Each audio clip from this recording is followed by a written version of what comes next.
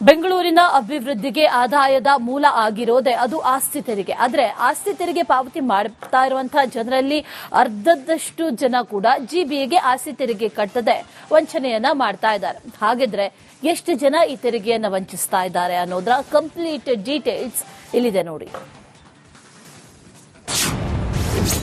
ನಗರ ಪಾಲಿಕೆಗೆ ಉಸಿರುಗಟ್ಟಿದ ವಾತಾವರಣ. ತೆರಿಗೆ ವಂಚನೆಯಿಂದ ಬೇಸತ್ತ ಪಾಲಿಕೆ. 50% ಮಾಲೀಕರಿಂದ ಆಸ್ತಿ ತೆರಿಗೆ ಪಾವತಿ ವಂಚನೆ. ಸಿಲಿಕಾನ್ ಸಿಟಿ ಬೆಂಗಳೂರಿನಲ್ಲಿ ಅಭಿವೃದ್ಧಿಯ ಮೂಲ ಆದಾಯವೇ ಆಸ್ತಿ ಮಾಲೀಕರು ಪಾವತಿ ಮಾಡುವಂತಹ ತೆರಿಗೆ. ಆದರೆ ಬೆಂಗಳೂರಿನಲ್ಲಿ ತೆರಿಗೆ ಪಾವತಿ ಮಾಡುವ ಜನರಲ್ಲಿ 50% ಜನ ಜಿಬಿಎಗೆ ತೆರಿಗೆ ಪಾವತಿ ಮಾಡದೆ ವಂಚನೆ ಮಾಡುತ್ತಿದ್ದಾರೆ. ಇದರಿಂದಾಗಿ ನಗರ ಪಾಲಿಕೆಗಳಿಗೆ ಬರಬೇಕಾದ ಆದಾಯ ಪಾತಾಳಕ್ಕೆ ಇಳಿದು ಹೋಗಿದೆ.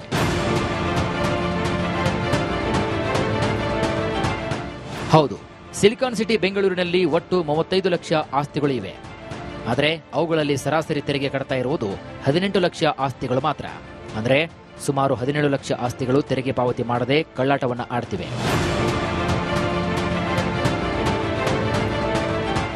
ಪ್ರತಿ ನಗರ ಪಾಲಿಕೆ ವ್ಯಾಪ್ತಿಯಲ್ಲೂ ಕೂಡ ಈ ತೆರಿಗೆ ವಂಚನೆ ಜೋರಾಗಿದೆ.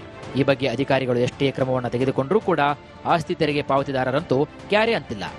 ಹೀಗಾಗಿ ಜಿಬಿಎ ಆದಷ್ಟು ಬೇಗ ತೆರಿಗೆ ಪಾವತಿದಾರರನ್ನು ಹೆಚ್ಚಿಸಲು ಹಾಗೂ ತೆರಿಗೆ ವಂಚನೆ ಮಾಡುತ್ತಿರುವಂತಹ ಆಸ್ತಿಗಳನ್ನು ಪಟ್ಟಿ ಮಾಡಿ ಅವುಗಳ ವಿರುದ್ಧ ಕ್ರಮವನ್ನು ತೆಗೆದುಕೊಳ್ಳಲು ಸಿದ್ಧತೆ ಕೂಡ ನಡೆಸಿದ್ದಾರೆ.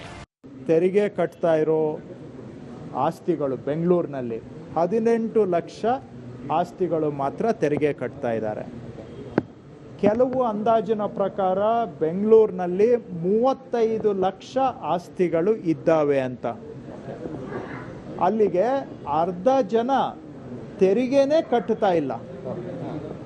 ಸೊ ಬೆಂಗಳೂರಿನಲ್ಲಿ ಏನೇ ಕೆಲಸ ಕಾರ್ಯ ಆಗಬೇಕಾದ್ರೂ ಕೂಡ ಅದಕ್ಕೆ ಅರ್ಧ ಜನ ಮಾತ್ರ ತೆರಿಗೆ ಕಟ್ತಾ ಇದ್ದಾರೆ, ಕೊಡುಗೆಯನ್ನು ಕೊಡ್ತಾ ಇದ್ದಾರೆ. ಅವರು ಕಟ್ಟಿದ ದುಡ್ಡಲ್ಲಿ ಇನ್ನು ಅರ್ಧ ಜನ ಏನೂ ತೆರಿಗೆ ಕಟ್ಟದೆ ಸೌಲಭ್ಯಗಳನ್ನು ಪಡ್ಕೊಳ್ತಾ ಇದ್ದಾರೆ.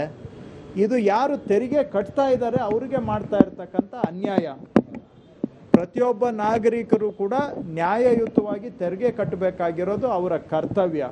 ಬೆಂಗಳೂರಿನಲ್ಲಿ ತೆರಿಗೆ ವಂಚಿಸಿ ಕಳ್ಳಾಟ ಆಡುತ್ತಿರುವವರ ಪಟ್ಟಿ ತಯಾರಿಸಿ ಅವರ ವಿರುದ್ಧ ಕ್ರಮಕ್ಕೆ ಜಿಬಿಎ ಸಿದ್ಧತೆಯನ್ನು ನಡೆಸಿದರೆ ಅದಷ್ಟು ಆಸ್ತಿ ಮಾಲೀಕರೇ ಆಸ್ತಿ ತೆರಿಗೆಯನ್ನು ಪಾವತಿ ಮಾಡಲು ಆಸಕ್ತಿ ತೋರಿದ್ರೆ ಬೆಂಗಳೂರಿನ ಅಭಿವೃದ್ಧಿ ಇನ್ನಷ್ಟು ಹೆಚ್ಚಾಗುವುದಂತೂ ಸುಳ್ಳಲ್ಲ.